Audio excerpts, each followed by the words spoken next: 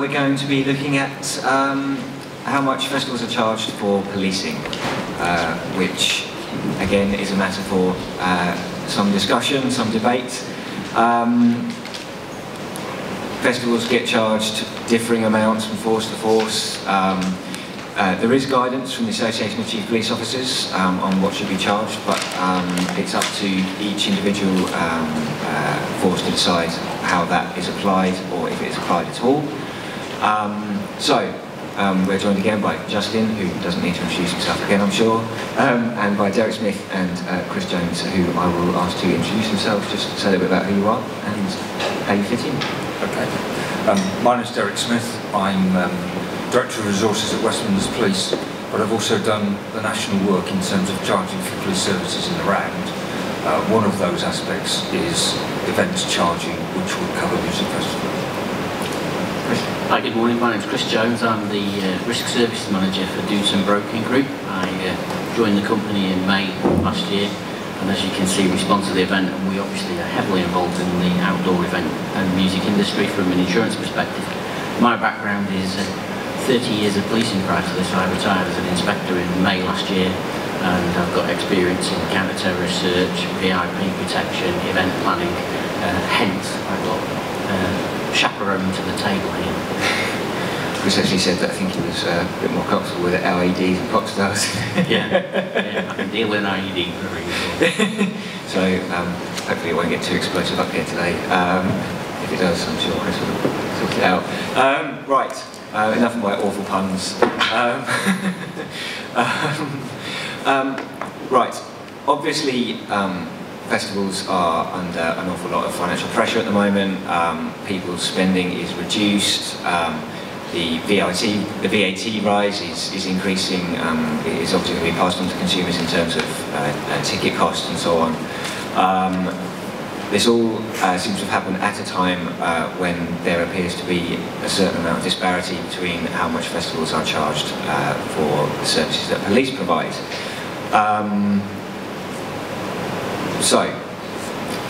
This all happens, though, at a time when the police, as we know, are also coming under great budgetary pressures, particularly with the government announcing 20% cuts in the next 4 years. Yeah. Derek, could you just give us a bit of an idea as to what that's going to mean for police, those cuts, as far as you? Yes, I think I can. Clearly, we're no different from other areas of the public sector, and the government has sought to manage public spending down, and part of that gives policing in overall terms a real terms reduction of 20% over 4 years. It started this financial year, where the first reductions have taken place for the year just started in April, and will continue for the next 3 years. That does a couple of things for the police service. One is it will clearly identify an issue around priorities, and secondly, all forces and the service in general will downsize and seek therefore to manage resources in the best way that it can. Part of that, of course, is then policing events, and the issue is what are the costs that run around events and how can they be recovered. So, what impact does a festival have on policing resources? Well, it depends on a number of things. It depends on the nature of the event, the particular festival, its location, and I guess a range of threats and risks that attach itself to any event, and a music festival is no different from any other event in terms of what are the potential risks that are around it. Festivals have been around for a long time. It's not a new phenomenon. What I would say to you is it's a growing phenomenon, and festivals as an industry has grown significantly over the last few years. And some festivals have grown in size, others have remained relatively similar in terms of their nature. Each should be considered in their own right. And I guess one of the issues is, for me, and the work that I've done over the last 2 or 3 years, has been to try and create something that is both consistent and transparent in terms of the way that the risks are looked at and therefore the costs are incurred. I anticipate that people will say that we are sometimes an unnecessary overhead in terms of the cost of running a festival. What I want to do is to create a situation where the charges are clear in terms of their construction. Why is the number of officers there? What is the role? And then the calculation of the cost also is clear and transparent. We've done some work from that. It's fair to say that the history, if you look at festivals, hasn't been as consistent as it should be. And the work that we've started to do and will continue to do is in my view, aimed at convergence. It's convergence in terms of if the threat and risk is the same, then the outcome in terms of the cost should be similar. But there is work to do. The Association of Chief Police Officers guidance on how much festivals are charged is about, you can find online, it's quite easy. I think festivals have been, on the whole, very welcoming about the fact that it is transparent. That ACPO has been transparent about how it's reached the guidance that it's asked. But it's going to be reviewed in June, July? Is that right? Is it a kind of rolling review of that document? No. The latest iteration, and I have to say, this stuff becomes part of my lifeblood really. I wanted to have one definitive document and it just keeps going on. We produced a version, actually that had been updated since we talked to festival promoters during 2010. We produced a version that was put on the website in January of this year. That is the current standard, as it were, guidance. It would potentially be updated, but I wouldn't say immediately. It's likely to be looked at again at the end of this financial year. But unless there's something that significant changes, then I think the guidance is properly in place in terms of how we would look at it.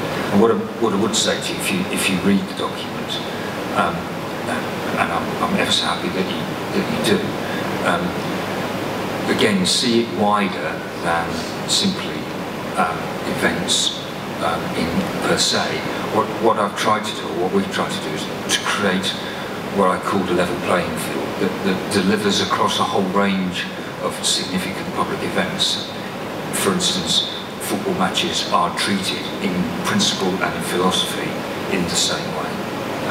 And so what you should see, what I'm trying to aim for, is a consistent approach, albeit with different outcomes, because again, what I would say is the threat and risk that's involved around a music festival in location A is not the same and cannot be the same as either a festival in location B or a significant football match in location C.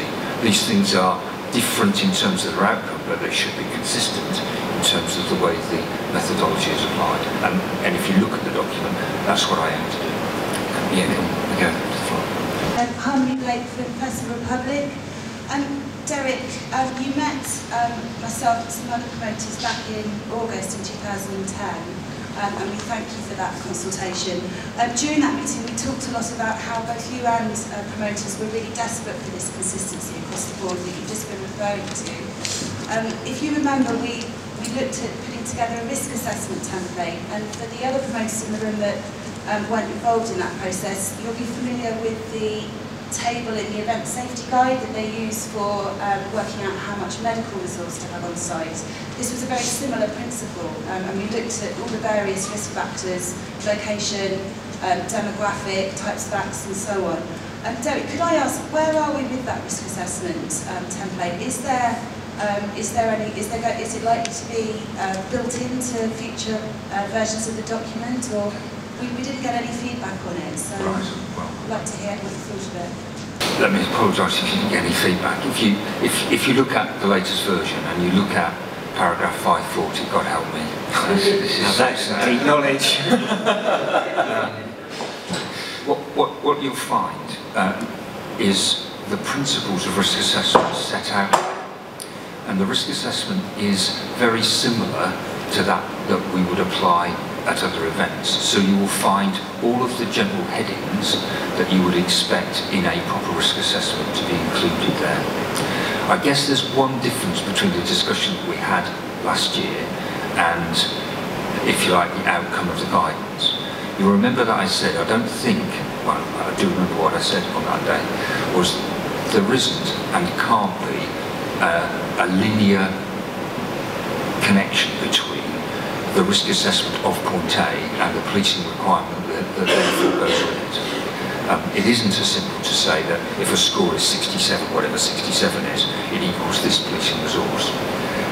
What it does do and what it should do is to say we measure risk in the same way, and therefore a decision can be taken about what is the appropriate policing resource based upon the similar and consistent view of what the risk assessment is. So, and again, two things. First of all, it isn't rocket science, it is straightforward.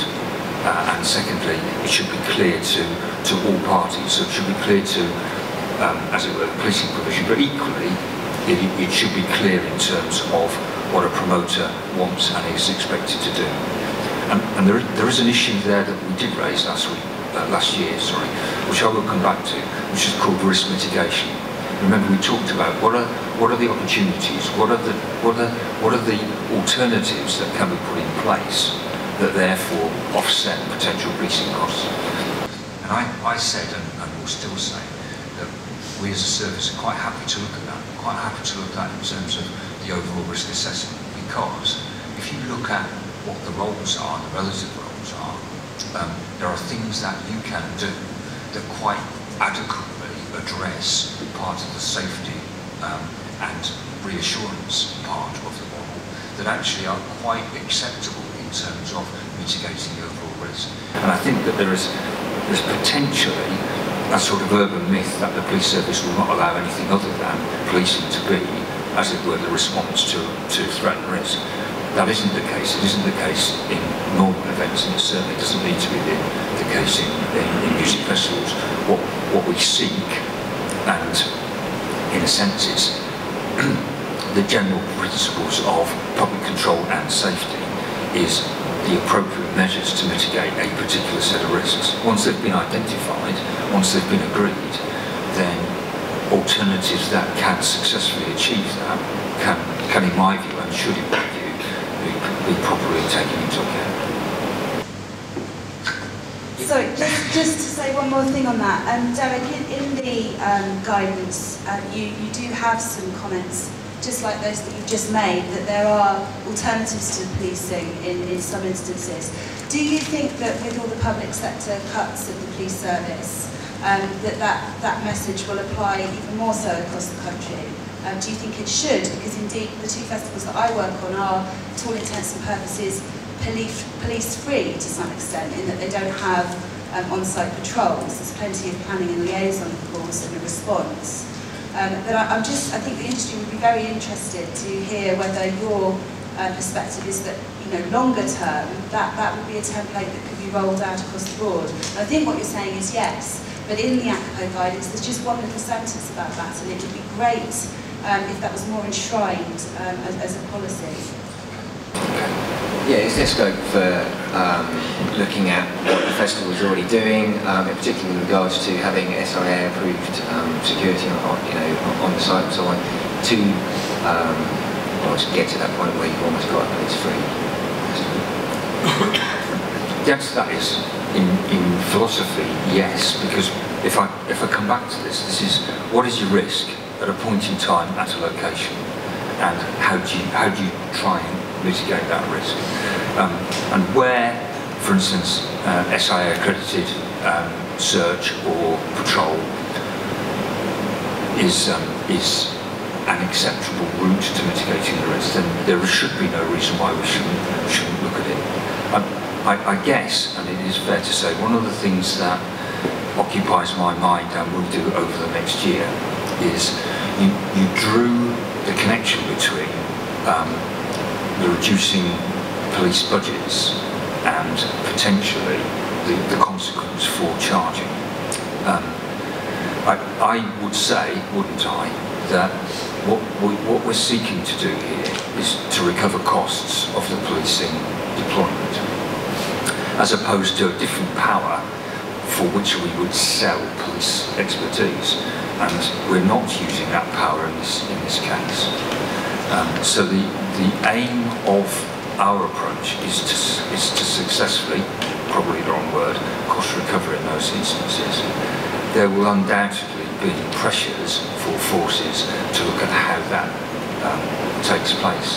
One of the bits of work that I have to do next year is to make sure that there is a consistent approach and a consistent line to forces that says this is what we expect to see from cost recovery. So that's the first part. The second part is how can part of those costs be ameliorated by alternative routes? Well, again, it is my view that if you have, as it were, a straightforward, consistent approach to addressing the risk of an event, then, as I said before, an alternative that's acceptable. And I have to say, there are always going to be tensions here, aren't there? What is accredited, what is acceptable in terms of people's view and perception of threat and risk will always be a discussion and at some point a negotiation rather than an absolute calculation. And I do think, one of the things behind my document is there's an essence of people believing that there's a calculation involved, and once a calculation is made, there is an answer. I know and you know that it's not about that, but it is about measuring and understanding what is the basis of a successful outcome. So, sorry, forgive me, it's a really long answer, but what I'm trying to say to you is the world isn't that clinical, but it is about coming to a common understanding. And I do think that the service in whole and police forces must make sure that they understand their side of that particular equation. I'm a bit confused actually. If you could clarify this perhaps. What you're saying on one hand, and I think what you guys have been doing, I was unfamiliar with until today, and I think it's actually a brilliant step forward. It's exactly the way I think things should be going. It's risk assessing the level of policing and working out from that how much provision should be. But on the other hand, you're saying that can't be done. So what is the point of risk assessing and coming up with a risk assessment for the amount of police if we then don't base the amount of police on that risk assessment? And it's going back to the subjectivity and the perception of chief constables, which I think a lot of festival organisers will say is part of the issue and a large part of the problem why we get such disparity in the figures. So what I think we're seeking to do, or what I understand we're seeking to do, is make it more clear that certain risks and certain categories fit a certain police response, and that police response would then be something that we can calculate when we're doing a festival or doing the cost assessment for the festival, writing our management plans. We can say, well, these certain risks are there, that is the amount of police we're going to have to provide, we're going to have to pay for. Then we can figure that out. But if you take that away and say that that doesn't necessarily mean that's how many police we're going to have, how do we then go back to calculating and working together to assess how many police are going to be on the ground? Okay, right. I think there are two strands there, if I can say. Let me try and split them and deal with the two strands. The first strand is the easy bit, and that says what you should know, what you should be clear about in advance of your promotion, your event, is what is the basis of the approach and therefore what you can expect in terms of a charge. And I think that we have been not as good as we should be in terms of being clear and consistent in terms of our approach to promoters before an event. It is my view that we should encourage that to be clear. What I would say to you is it is also clear that even the same event in two localities come with a difference in terms of what are the potential risks. And it is as simple as what is the nature of the audience, what is the nature of the location, what is the nature of local risk and local intelligence, and things can change. The bit that all chief constables, and I don't speak for all chief constables because they are the operational directors, if that's the right phrase, for operational policing in their area. And nobody, I can't, and nobody can decide for themselves what their policing requirement is. What they can do, what they should do, is provide a consistent view about what is the risk and how it relates to that locality. And I do have some sympathy with somebody that says, here's a festival, it's played in 2 locations, they look the same, they feel the same, the policing charge is different. Where that happens, I look for convergence. I'm looking for a convergence over a period of time, so that actually you don't say, why is this so disparate, why is it so different? But again, I think you should recognise that there are playing a festival in an urban environment with different pressures and different issues. It's quite different from a greenfield site where you can address risk in a different way. And all I would say to you is, it is clear and experience has shown that risk in those circumstances does vary. All I hope is that it's applied and looked at. Yeah, and that's why we do risk assessments. We assess each event in its own right and take, we do take environment, audience, profile, these sort of factors, and we have intelligence of our own, but that should therefore, we should be able to then mitigate the need for police by extra security measures or whatever, but we can't do that at the moment because on the one hand you're saying yes we should risk assess, but on the other hand you're saying that that's not something that comes up, that's not how you then judge your policing levels.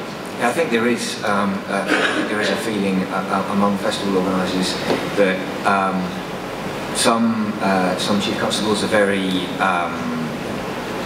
are pretty forward thinking about these things and they're pretty understanding of the industry, and some just think, oh my god, 10,000 hippies are going to turn up and start wrecking my crime figures. Is there something that can be done to perhaps, I mean, festivals are exceptionally well run. No festival promoter wants anything to take place which would necessitate police on site.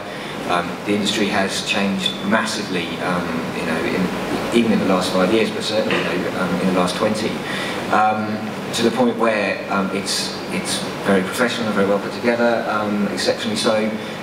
But I think that perhaps perceptions of the industry haven't necessarily changed in some quarters. I think that from my practical experience is that cops are human. And if they've got no experience of putting an event of, say, Creamfields Nature on, or V-Fest or Glastonbury, and they're used to the county show, then you tip up and say, we're going to take over your Greenfield site and we're going to put on a Creamfields-like festival. The relative experience of the event planning team, the risk-averse or otherwise, or the risk threshold of the force, and the experience they've got in planning that, are all variables, and that experience will play into how they perceive the event's going to run. I think also that it doesn't help that in the past, you mentioned the Purple Guide before, it's obviously got a lot of loopholes in it and it's being rewritten at the moment. And if you look at even audience densities, if you look in the Green Guide it'll give you one figure, if you look in the Purple Guide it'll give you another figure, and if you look in the Outdoor Events Fire Risk Assessments Guide produced by the Department of Transport, it'll give you another figure. And so there are too many variables, and I think one of the things that is going to help to shape people's perceptions and then reduce fears is if you were going to tip up with a properly qualified event safety manager, a properly thought out event safety plan, because that's getting over the doorstep with the cop to prove that you've actually thought this out and you are professional. Because I would probably think that in most cases that you guys have probably got more experience than the local event planning sergeant at running your events. And what you've got to tackle is those misconceptions and fears that they've got, which are probably also embedded in the community and also the multi-agencies in the local authority. So perhaps some advanced talking and some discussions about what you've done before and how your experience relates to it. So yeah, can we get a mic there? Okay, so we'll come to you in a sec. At the back. Hi there. I'm here representing LAO, which is the event organiser for the local authorities. A lot of this seems to be based around commercial events, but there seems to be some inconsistency within local authorities around the country about the pricing charges for people's events. I just want to know your clarification on community events as opposed to commercial. Right, okay.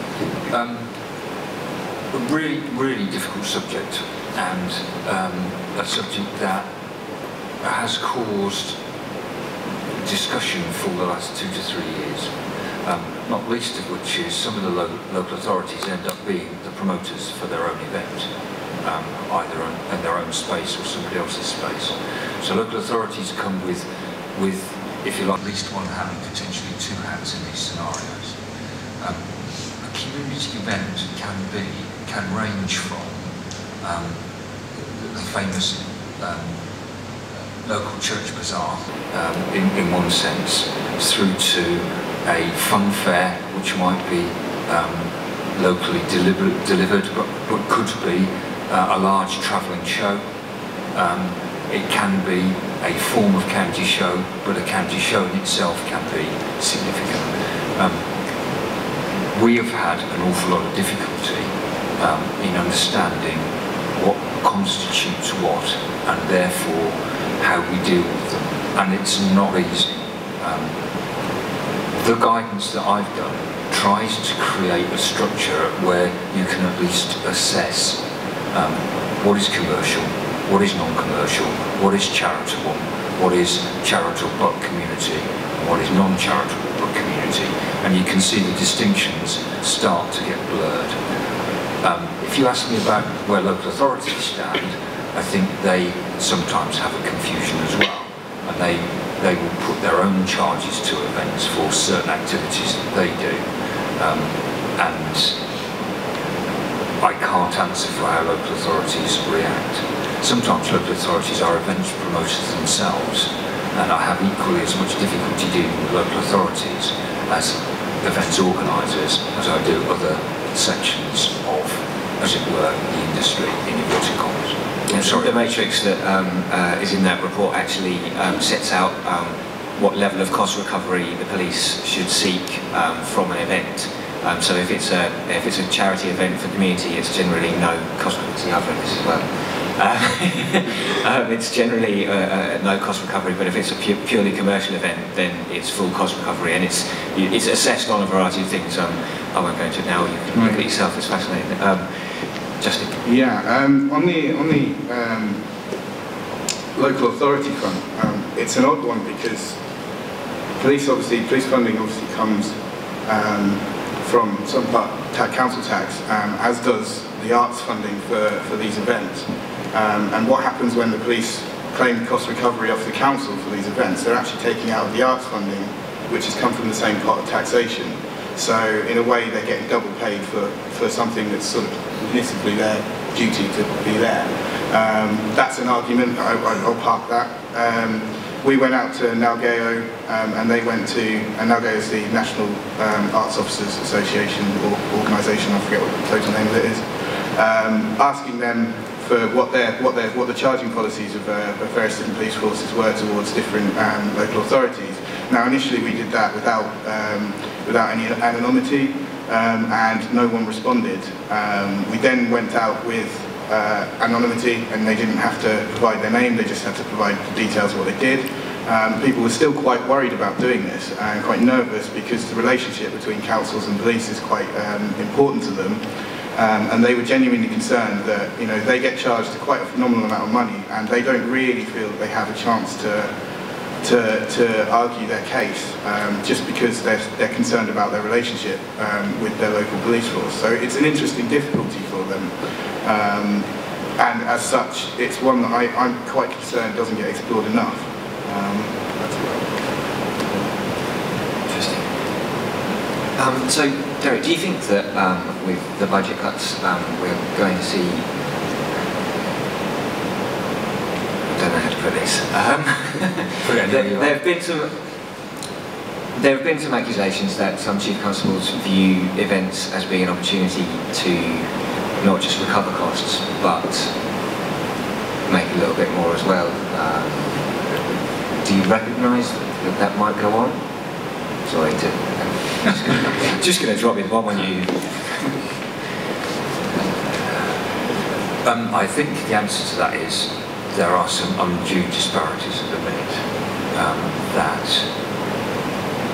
I would want to try and smooth out. Clearly, where there's pressure, people take a view about what risk is about, and some people are more risk averse than others. and I would probably put it in that route.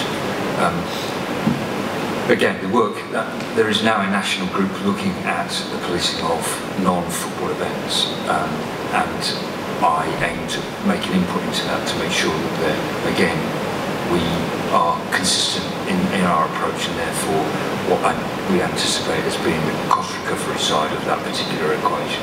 And I don't want to see significant variations carrying on into the future. Glenn, sorry, it took so long. Sorry, that's kind of a summary. Now I'm going to jump backwards. First of all, just to make sure that I'm clear, because I have read the whole document at least 3 times. I think I've read the latest one as well, but I'm not 100% sure, so I'll check. The paragraph that you referred to, the risk assessment, is that the where you come out with a figure as far as which categories? Is this something you do? Right, sad to say, look for something called V27. It's been a long life. Version 27 is the one that had the amendments that followed the meeting themselves. Okay, so what's that one? It's before the structure of what are a component of events, and it identifies the basis for understanding risk assessment. Okay. There's nothing clever in this. Sorry, there's nothing special in it, but it has been introduced in version 27. What we found when we had that meeting, I will have a look back because it has been addressed, but there was a level of assessment that can apply to football festivals, any kind of event. It looked at the likes of detrimental effect to the community, a whole host of various things. And Chris made a very good point that it is based on perception, and a lot of the categories in there are subjective, which is why we look. And another point that Chris made is also very valid, is about being able to demonstrate to the authorities that you've considered all the risks, that you know your event probably better than they do, and so you can give them peace of mind.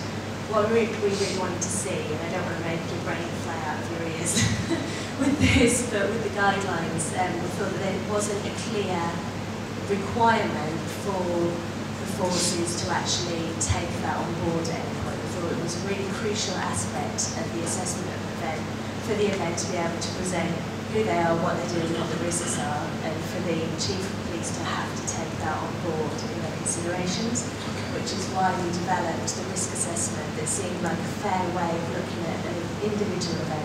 Once it had been assessed overall, to see what category it falls into, to then look in more detail at what this event as an individual thing does.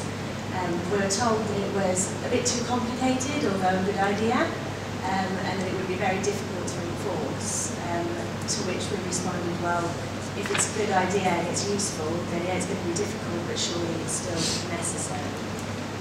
So that's my question. Right. Sorry. I agree with everything that's just been said. I don't know what is it the responsibility of the event industry to be educating the police force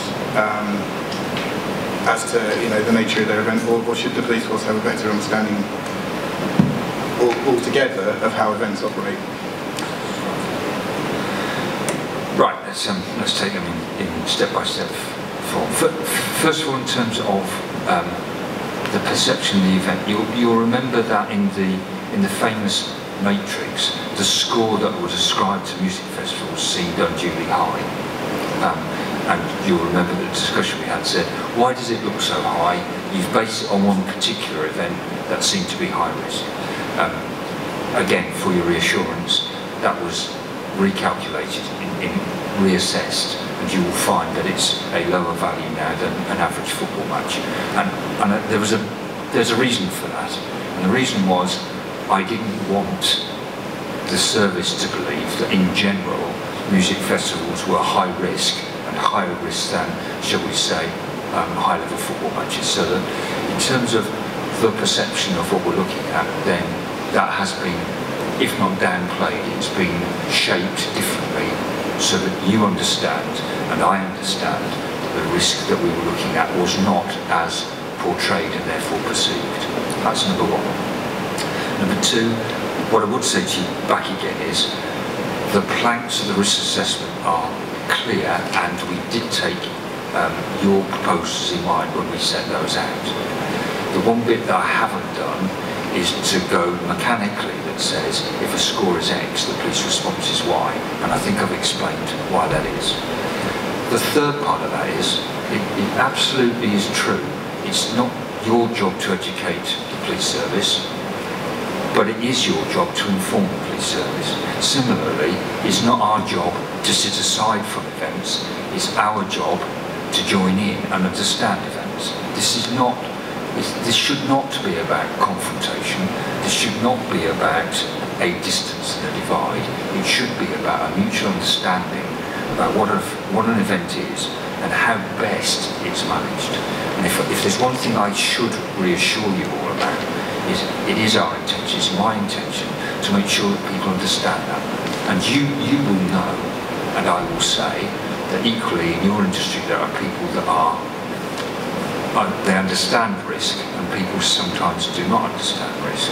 Similarly, in my world there are people who are more risk averse and people who are less risk averse.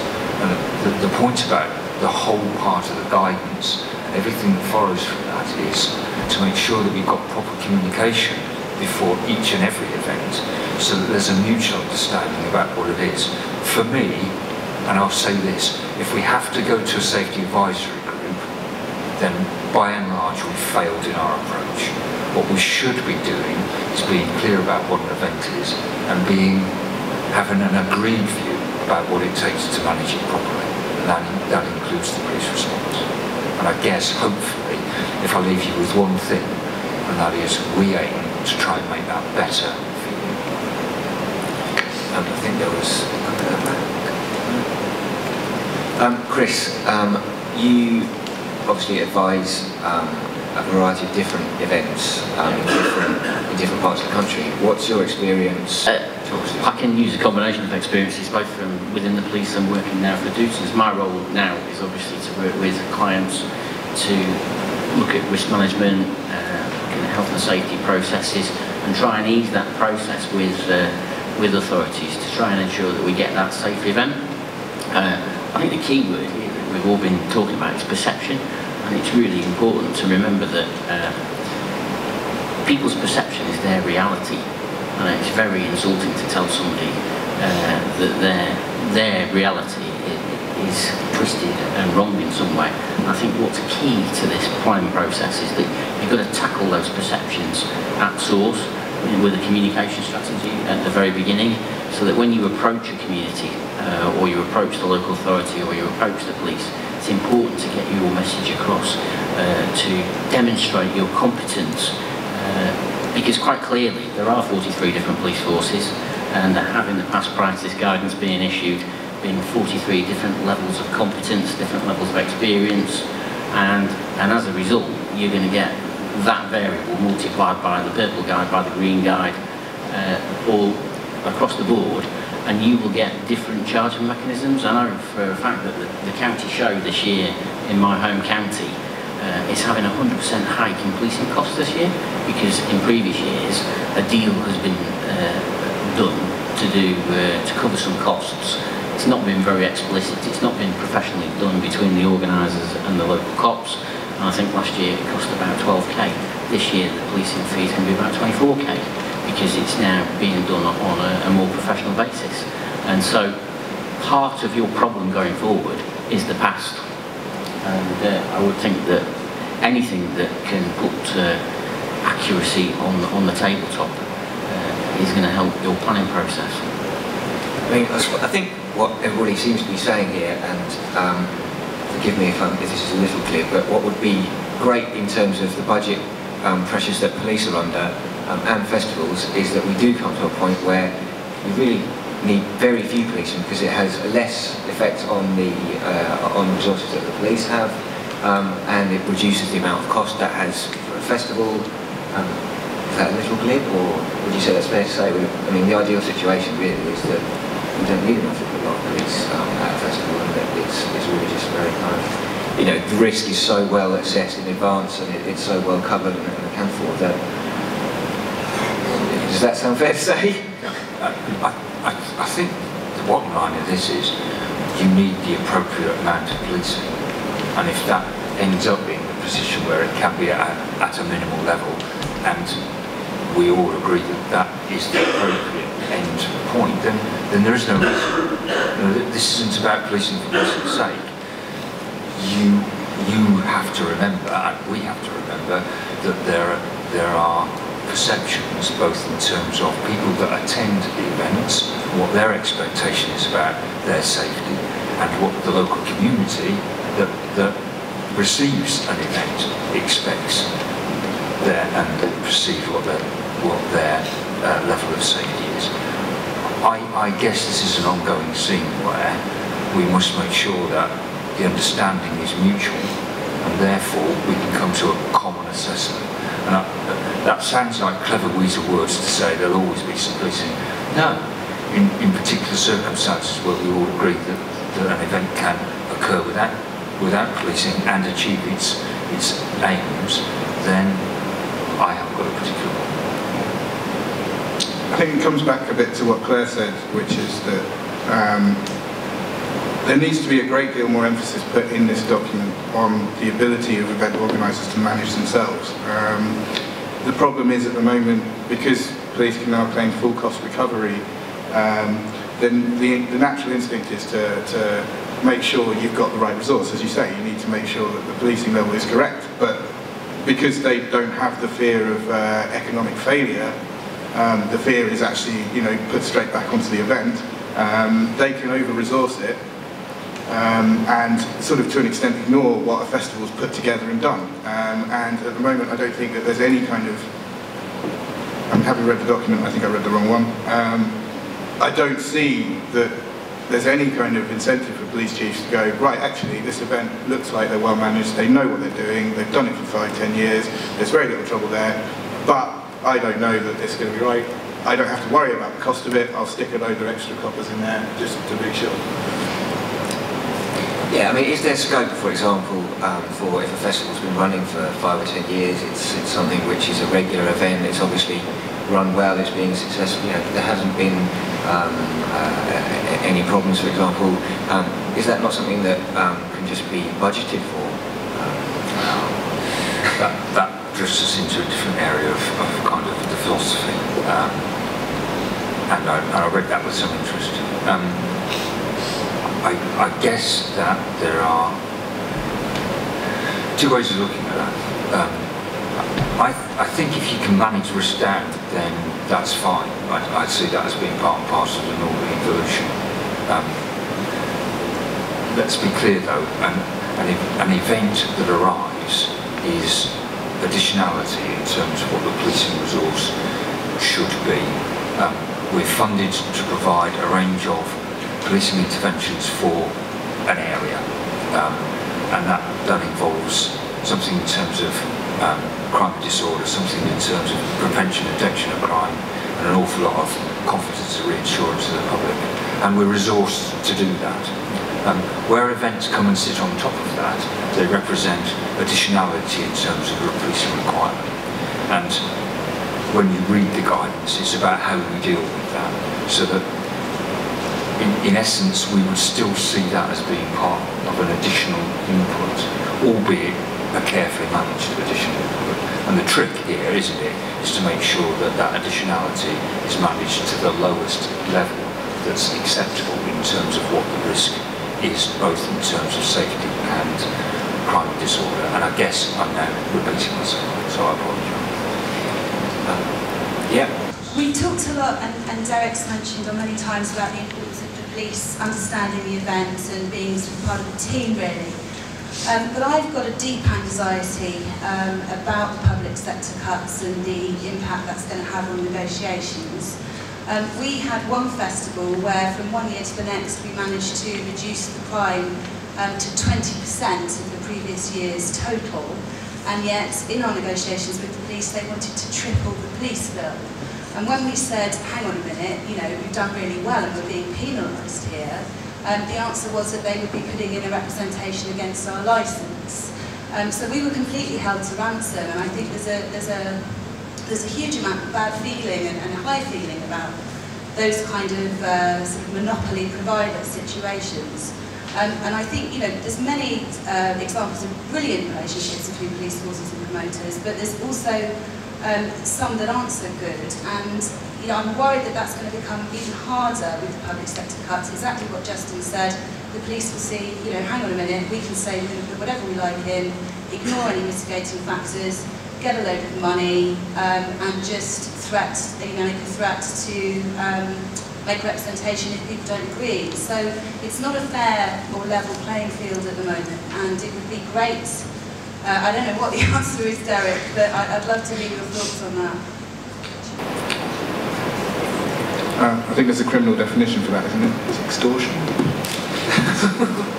Well, that starts to get a bit emotive, doesn't it? Yeah, sorry. Apologies. Can I pick up on that for a second? I think that in a past life at one point, I used to be a community neighbourhood policing inspector, and we specialised in engagement with the community.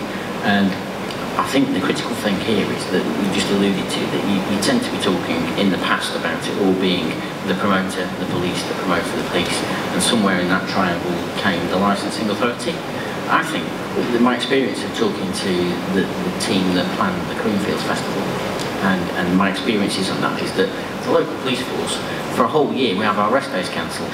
You know, 12 months in advance, and you find out a week before the event whether or not you're going to get your rest day back or whether you're going to be working the event.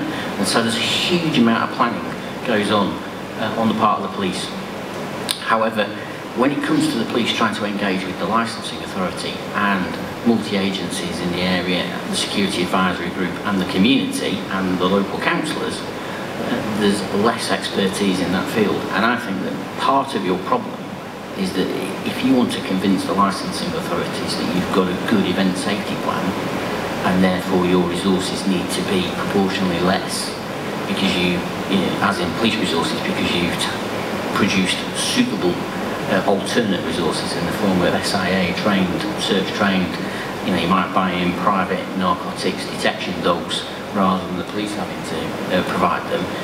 Part of that process is this engagement and communication strategy that I think you will win more battles if you pitch up earlier and reassure the community. Because when I made some notes before I came down, and I just wrote that tackle perception before it's embedded.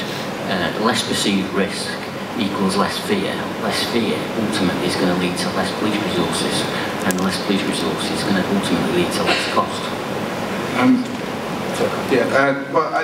As I understand it, the original Licensing Act was brought in 2003 as an enabling act to allow events to be licensed and continue. Unfortunately, in recent years, certainly I've experienced it, I know you guys have, a number of other events have experienced it, when relationships start to go wrong and the police are trying to put a provision on the ground which the event organisers themselves don't actually agree with and believe is far, far in excess of what is needed. The instant approach that the police need to take is that they will review the licence or approach the licensing authority. Now that in itself, you're then throwing the event into this position where it's actually the only thing that decides whether or not the event goes ahead is the relationship between the licensing authority and the police. And I think that's quite worrying, and I personally, if I was a police officer, wouldn't want that level of power. Because it's starting to say the police have a cultural impact on what's going on in their area, which I don't think is part of the police provision. I think it is it's certainly an awkward position to be in, whereby the police can effectively prevent an event from going ahead by objecting to the licence application. And at the same time, be the one that is billing for services. I suppose it's an awkward position, but I suppose it's kind of unresolved at the moment, really. Well, it at the margin can be difficult, but I would say to you, here comes the flurry of hands. It's about whether that is significant in numbers or actually at the margin of your activity. I would hope that those sorts of conversations only happen when there is something in the way of an extreme gap in terms of the understanding of what's in front of people. There is no doubt that in other areas of this work, our approach has been shaped by a couple of cases that have gone to law that effectively make the police service have to be very clear about what they will and will not be doing. That doesn't necessarily apply in the cases that I think Harm is raising. And it would be disappointing if forces generally ran to that position without being clear about why and how they've got to that point. I don't recognise from the feedback that I get that is a common experience, although I do recognise that it has happened in one or two cases. From my view of what I've seen and heard, this is a successful industry that's grown over a period of years. I don't think that the service wants to stop that happening or be an obstruction to it. All we need to do is to be clear about, let's have a proper engagement that is clear on both sides, and I would only come back to that. Chris touched actually interestingly on the increasing involvement of private companies to fulfil roles such as drug stops, etc. Forgive me, because what's the actual legal position for police to be at an event? Could, for example, all those operations pretty much be undertaken by private organisations? Could a festival go to a private contractor and say, can you provide all the services that a police does for me? Thanks very much, because then you've at least got some competition in the market, I suppose. I guess so. I mean, I think there are, this is about relative roles and responsibilities, and there's a variety of roles and responsibilities here, some of which don't require necessarily a warranted police officer. So to that extent, if we come back to risk mitigation, if there's a successful way of mitigating that without needing a police response, then it seems to me that's an entirely acceptable approach to managing around. There are some elements of the overall requirement, though, that potentially do require warranted police response, and for which there isn't an alternative. Getting the balance of that is the important bit, so that, in certain areas about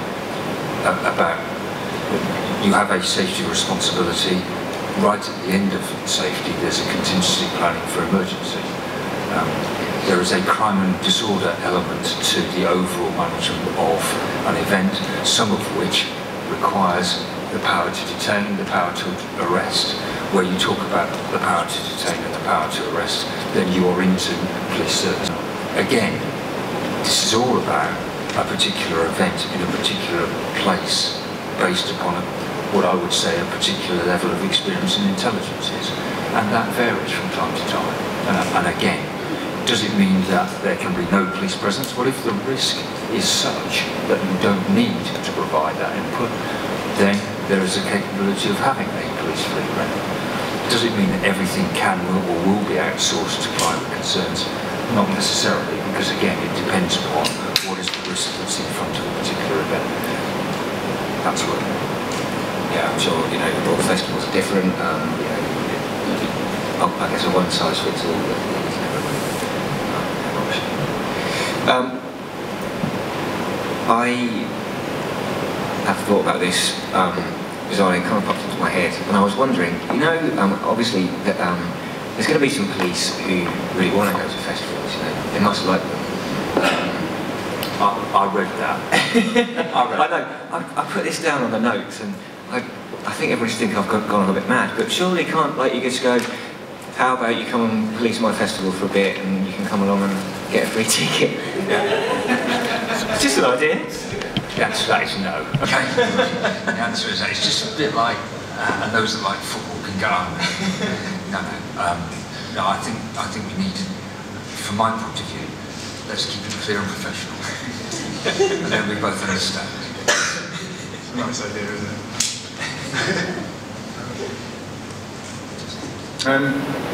It's this issue of whether or not you can charge people for someone making an arrest. I mean, I appreciate that there's, and I've come to the conclusion over many months that actually an event organiser running a well-managed event can pretty much manage every aspect of it, apart from yeah, as you say, arrest and detention, and I think crowd control, which is beyond crowd management.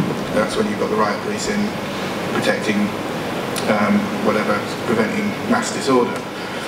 But is that something that it's reasonable to charge for? I mean, I find it very difficult to conceive of a situation outside of, and I think football's a completely different scenario, because when the provision to charge came in, it was based around the idea that there was a lot of violence going on in football matches. Football matches were costing the police force a huge amount of money, and it was, you know, football clubs were taking absolutely no responsibility for what was going on. And the idea was to make, as I understand it, to make clubs responsible and for their own sort of, to try and control this sort of issue and to try and, you know, eradicate it, and to a greater or less extent that has been successful. But the problem with events is that there are actually very few. In fact, I'm not sure I'm aware of a crowd control issue. I mean, obviously, in the UK in recent years, I might be entirely wrong. So we could sort of put that aside. The arrest side of things, okay, yeah, that is a different scenario. But a club manager or a venue owner or anything in the city centre or something else would never be required to pay for the service of arresting someone or of the police attending a situation that they've responded to. And why is it therefore reasonable to charge an event, which is essentially a bigger venue on a smaller timescale? Why is it reasonable to charge an event for that service? Because it is a monopoly. There's no one else in the universe that we can go to get that service. You do want to have an argument, don't you? I do. Yeah. Why not? Okay. Right. It's Friday, isn't it?